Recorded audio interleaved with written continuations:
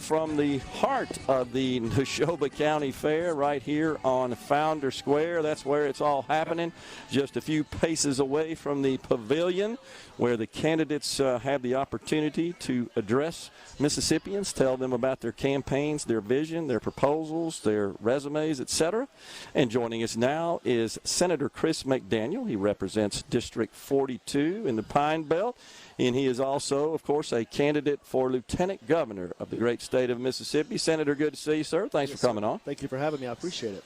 So what's the message today? You've spoken already, right? Yeah, here's the message. Republicans have to learn to fight again. We need people in the mold of Reagan, people in the mold of Trump that don't mind standing in the gap and pushing back against liberalism.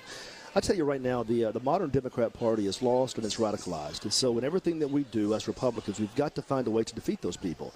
You don't defeat them by reaching across the aisle. You don't defeat them by compromising. You don't defeat them by appointing 13 of the 16 to powerful chairmanships the way Gilbert did. We're in a war for the soul and the survival of the greatest republic in the world. We've got to learn to be strong, courageous, tough, and unyielding to defend our conservative principles. That's the message of the day. In my mind, it's the message of this generation. It's time to pass the torch to a new generation of Mississippians, those willing to stand in the gap and fight for what we believe in.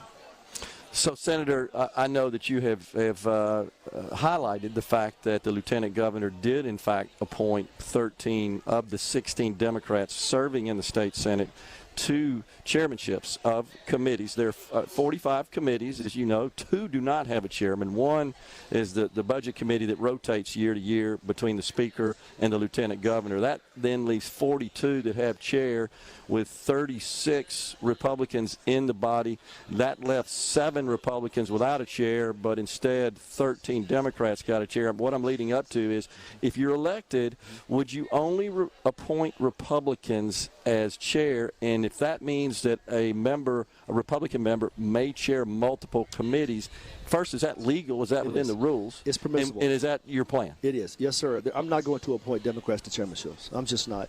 Like I said earlier, I believe strongly that we're fighting for the survival of this country, and the Democrats have told us precisely what their plans are. They're here to undermine our foundations. They're here to change the very fabric of this country. I'm not going to appoint them to anything. We're going to defeat them. Here's the other thing. When you have a supermajority the way we do now, you've got 36 Republicans versus only 16 Democrats, there's absolutely no justification in our Democrat serving, none whatsoever. There's no justification in not passing everything we've ever dreamt of. And the only person stopping us right now is Delbert Hosemann. So being a creature of the rules, that is the appointment process and the number of committees, it's really strange that we have so many committees that end up empowering the other side. It's time to reduce those committees down to a respectable number. And to go back to your original question, yes, sir, absolutely. Only Republicans will chair committees. More specifically, only conservative Republicans will chair committees. Well, that kind of leads me to my next question, Senator. Maybe we have too many dang committees. I mean, do we need 45? Not a chance in this world. In my mind, it's actually really silly to have that many committees. It's time to be efficient. You know, we ask government to be efficient. 45 committees is the ultimate inefficiency. Making it more problematic is we've got those Democrats in control where they're literally blocking very, very important pieces of conservative legislation, such as the income tax elimination.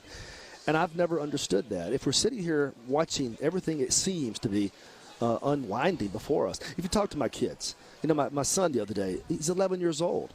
And he's watching it, and he feels it. Maybe it's me talking to him about it, but he feels it. He asked me, he goes, are we the last ones? And that scared me, because are we the last generation to enjoy freedom and liberty? Can we do it without liberalism just crushing us? And we might be the last ones unless we learn to fight. And that starts with that committee process, because as you know, those chairmen drive legislation. We need conservatives in those positions, never Democrats. So from a legislative priority perspective, I follow your campaign message, and I know that you've put among the top of that list to eliminate the income tax. You've also suggested eliminating sales tax on groceries. Is this something you really believe that we can get done? Yes, sir, I do. It's a matter of mathematics. It's really simple. If you start with the elimination of the income tax, if you look back about 10 years, roughly, about 10 years, we had a state budget of about $4.6 billion. Now our budget's approaching $8 billion. That's a lot of wiggle room. It's almost double what it was just 10 years ago. So we have some room to work. The key here is to find a way to phase it out responsibly without draconian, irresponsible cuts, without raising taxes anywhere else. And you do that based on a series of triggers. And what you do is you find a spending cap somewhere between 4.6 and 8. You set that spending cap. you index for inflation. And once next year's revenue hits that index number, you begin to phase it down responsibly. Had we done that just 10 years ago, it would already be gone, and we'd still be fine. It's time to move. Other states have done it, and it makes us productive. Gerard, you were a very successful business person. My goodness, what if you'd have had all that money back? You would have expanded. You would have hired employees. You would have purchased goods and services and consumption.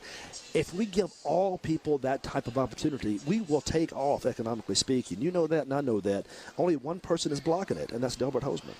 Gotcha. So what about the ballot initiative? That, of course, is another issue that just feels like it's hanging out there, can't get it over the finish line, can't get some reconciled bill that both chambers can sign on to. What do you think about that? We've got to get it passed. It's irresponsible for the people not to have the ability to petition their government. It's a constitutional right. And what Delbert has done, he pretends he's for it, but he finds every way behind the scenes to defeat it. The same way he ripped out the language that would have prevented men from entering women's locker rooms and entering women's restrooms. He ripped that language out at the last minute.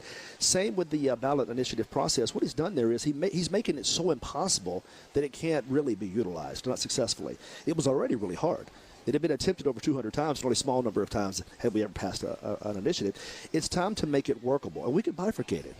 Easier standards for statutory changes, a little bit more difficult standards for constitutional changes. But we have to re-implement the ballot initiative process, and here's why. We work for the people, not the other way around. It's their government, it's their power, it's their control. They should have the right to control us. That's a day one agenda item for sure. Senator, if we do reinstate the ballot initiative, I feel like just kind of paying attention to the various parties out there that have an interest in getting things passed that the legislature won't act on. I think we may get Medicaid expansion, some sort of expansion of abortion access, and possibly even recreational cannabis. Would you be okay with that if that were to pass? No, I would not be okay with that. I would fight like the devil to make sure it didn't. But remember, two of the greatest successes we've had as conservatives passing legislation, one was voter ID, and one was eminent domain reform. That was all done by the ballot initiative process. So we're the ones that have utilized it so successfully over the years. Now, bear in mind, if we do enter into a phase where people take advantage of it, we still have to respect the people's wishes. I don't like it one bit, though. I'm going to fight against Medicaid expansion, for goodness sakes. But that gives the legislature another chance later on the statutory side to amend it if it sees fit. So it's not a constitutional change. It's not our government, it's the people's government. And ultimately, the conservatives have used it to great success. I think we can use it to even greater success. Where do you stand on school choice? Let's talk about that. I've seen what Arkansas has conducted, what Florida has, and I think we need to be moving toward one of those models while respecting the more high-achieving school districts. Look at it this way. We start with one underlying premise, and this is the premise. If you've got a child out there who's trapped in a failing school district, that child deserves options. More specifically, the parents deserve choices. The parents deserve options. I've never understood why we trap that child there knowing it's going to end miserably for the child. We've got to find ways to get creative. So, yes, it's time to move that direction. Still protect our high-achieving districts, but find ways to implement competition because competition always makes all of us better. That's a core conservative principle. Yeah, we're sort of seeing the walls kind of close in on us on this one because we got Arkansas that's already enacted it. Iowa did, Arizona, Florida. Looks like Louisiana, Alabama may be poised to do so. Seems like that makes sense. Yes, sir. What about a lot of your constituents I know are still sore about the flag, the changing of the flag.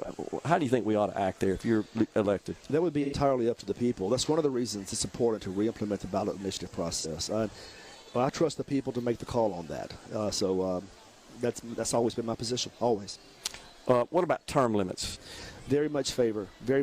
I don't believe term limits work if the only people who support term limits are the only ones voluntarily stepping down. Because that's the one thing you never get past. I think it has to happen systemically.